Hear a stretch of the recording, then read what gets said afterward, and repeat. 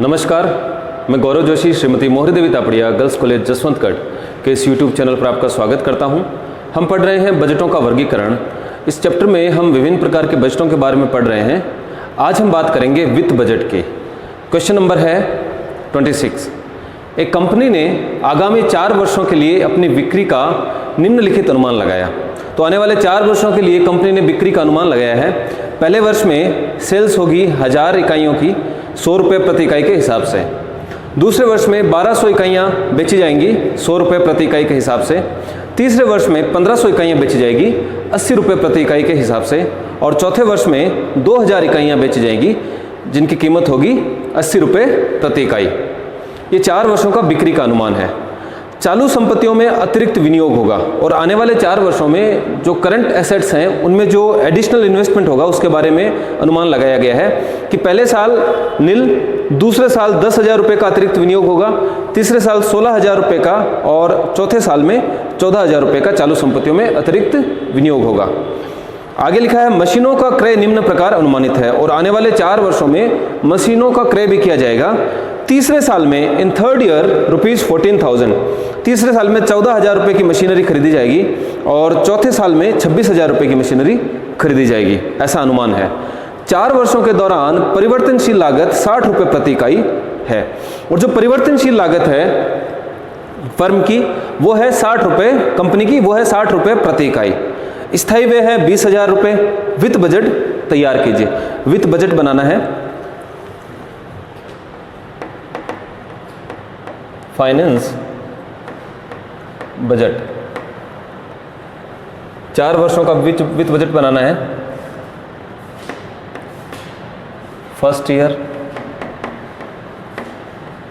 Second year, third year, fourth year, ये 4 column बना लेंगे। एक टोटल का कॉलम बनाएंगे।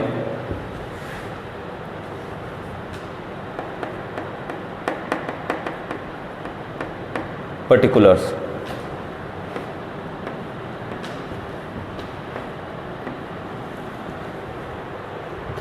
तो 4 वर्षों में बिक्री से जो प्राप्ति होगी वो हम दिखाएंगे रिसिप्ट्स फ्रॉम सेल्स।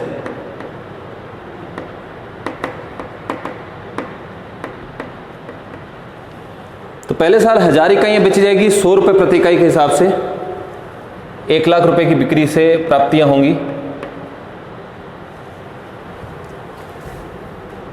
नीचे वर्किंग नोट में दिखा देंगे receipts from sales. First year, second year, third year और फोर्थ ईयर। तो पहले साल 1000 इकाइयाँ बेची जाएगी 100 रुपये प्रति इकाई के हिसाब से। तो 1 लाख रुपए की बिक्री से प्राप्ति होगी। दूसरे साल 1200 इकाइयाँ बेची जाएंगी 100 रुपये प्रति इकाई के हिसाब से। तो 1,20,000 रुपये की बिक्री से प्राप्तियां होंगी। तीसरे साल 1500 इकाइयाँ बेची जाएगी।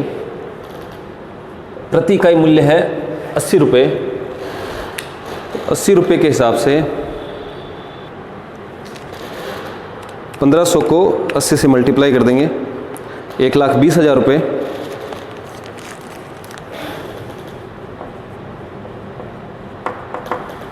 और चौथे साल 2000 इकाइयाँ बेची जाएगी 80 रुपये प्रति इकाई के हिसाब से। 1,60,000 रुपये की बिक्री से प्राप्ति होगी। तो रिसिप्ट्स फ्रॉम सेल्स, पहले साल 1 लाख रुपये की प्राप्तियाँ होंगी, दूसरे साल 1,20,000 की, तीसरे साल भी 1,20,000 की और चौथे साल 1,60,000 रुपये की। सबका टोटल कर लेंगे। 1 लाख प्लस 1,20,000 2,20,000 प्लस 1,20,000 प्लस 1,60,000। तो कुल मिलाकर आगे आने वाले 4 वर्षों में 5 लाख रुपए की बिक्री से जो है प्राप्तियां होंगी। इसको ए से रिप्रेजेंट कर देते हैं।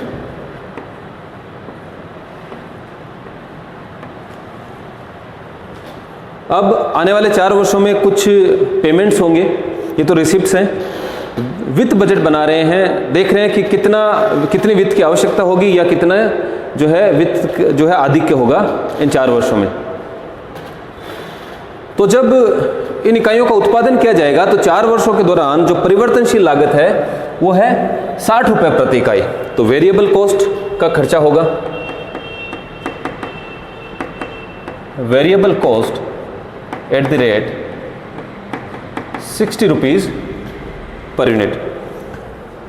तो वेरिएबल कॉस्ट ज्ञात कर लेंगे। फर्स्ट ईयर में 1000 इकाइयों का उत्पादन किया जाएगा। अगर 1000 इकाइयों की बिक्री की जा रही है तो ऐसा मानेंगे कि 1000 इकाइयों का उत्पादन किया गया है, तो 60 रुपये प्रति इकाई के हिसाब से 60,000 रुपये जो है पहले साल वेरिएबल कॉस्ट आएगी। दूसरे साल 1200 इकाइयों का उत्पादन किया जाएगा और 60 रुपये प्रति इकाई के हिसाब से 72,000 रुपये की जो है वेरिएबल कॉस्ट आएगी। तीसरे साल 1500 इकाइयों का उत्पादन किया जाएगा और 60 रुपये प्रति इकाई के हिसाब से 90,000 रुपये की वेरिएबल कॉस्ट आएगी। और चौथे साल 2000 इकाइयों का उत्पादन किया जाएगा, 60 रुपये प्रति इकाई के हिसाब से 1,20,000 रुपये की वेरिएबल कॉस्ट आएगी। तो पहले साल 60,000 रुपये की परिवर्तनशील लागत वहन करनी पड़ेगी। दूसरे साल 72,000 रुपये का परिवर्तनशील व्यय होंगे। तीसरे साल 90,000 रुपये के और चौथे साल 1,20,000 रुपये के परिवर्तनशील व्यय होंगे। इन सब का टोटल कर लेंगे। 1,20,000, 60,000 प्लस 90,000 प्लस 72,000, 3,42,000 की चारों सालों में कुल मिलाकर वेरिएबल कॉस्ट होगी। स्थायी व्यय है 20,000। तो स्थायी व्यय प्रत्येक वर्ष स्थायी रहेंगे। उत्पादन की मात्रा का इन स्थायी व्ययों पर कोई प्रभाव नहीं पड़ता। तो फिक्स्ड कॉस्ट है 20,000 रुपये। तो प्रत्येक वर्ष 20,000 रुपये के स्थायी व्यय होंगे। तो 4 सालों में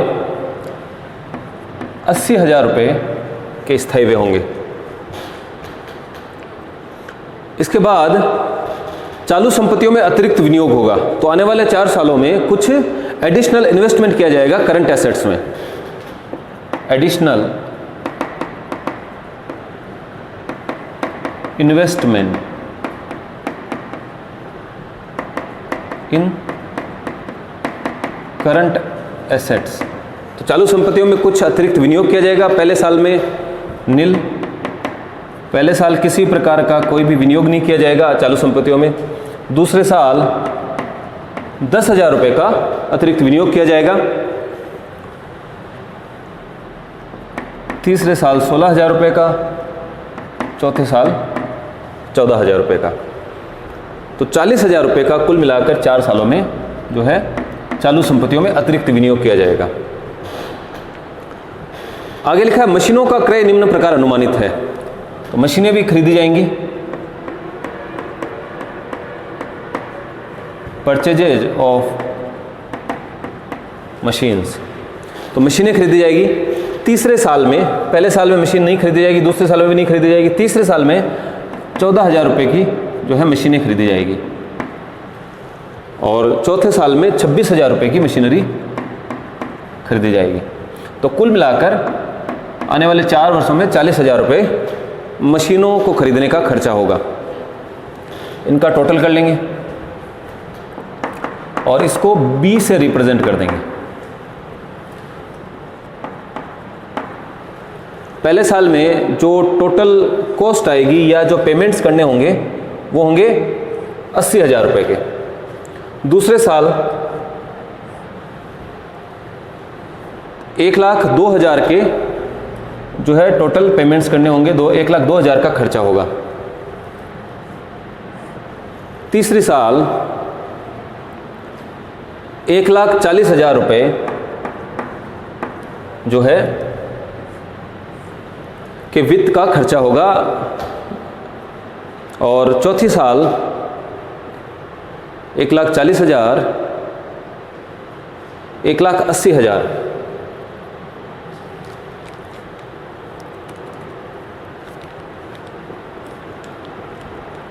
1,20,000 प्लस 20,000, 14,000 प्लस 26,000, 1,80,000 का खर्चा होगा चौथे साल। इस प्रकार से कुल मिलाकर अगर टोटल कर लिया जाए इनका तो 3,42,000 प्लस 80,000 प्लस 80,000, 5,02,000 रुपये के आने वाले 4 वर्षों में जो है पेमेंट्स करने होंगे। तो कितना चेंज हुआ कैश में? नेट चेंजेज इन कैश, ए में से बी घटा देंगे, ए में से बी माइनस कर देंगे।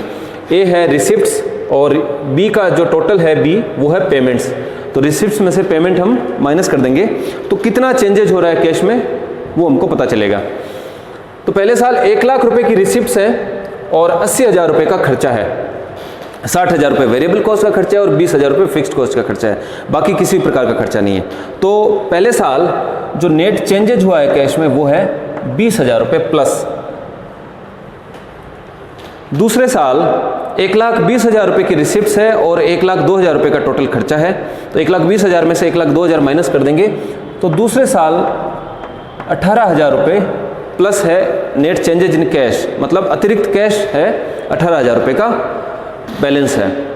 तीसरे साल 1,20,000 रुपये की रिसिप्ट्स है और 1,40,000 रुपये का खर्चा है, यानी कि तीसरे साल जो है 20,000 रुपये कैश की आवश्यकता होगी, 20,000 रुपये कैश कम पड़ेगा। नेट चेंजेज जो है कैश में तीसरे साल वो है माइनस 20,000 रुपये। और चौथे साल में भी जो है 1,60,000 रुपये की रिसिप्ट्स है और 1,80,000 का खर्चा है, तो 20,000 रुपये माइनस में होंगे, यानी कि 20,000 रुपये कैश की आवश्यकता होगी। जो टोटल 4 सालों में 2,000 रुपये कैश की आवश्यकता होगी, 2,000 रुपये माइनस में होंगे।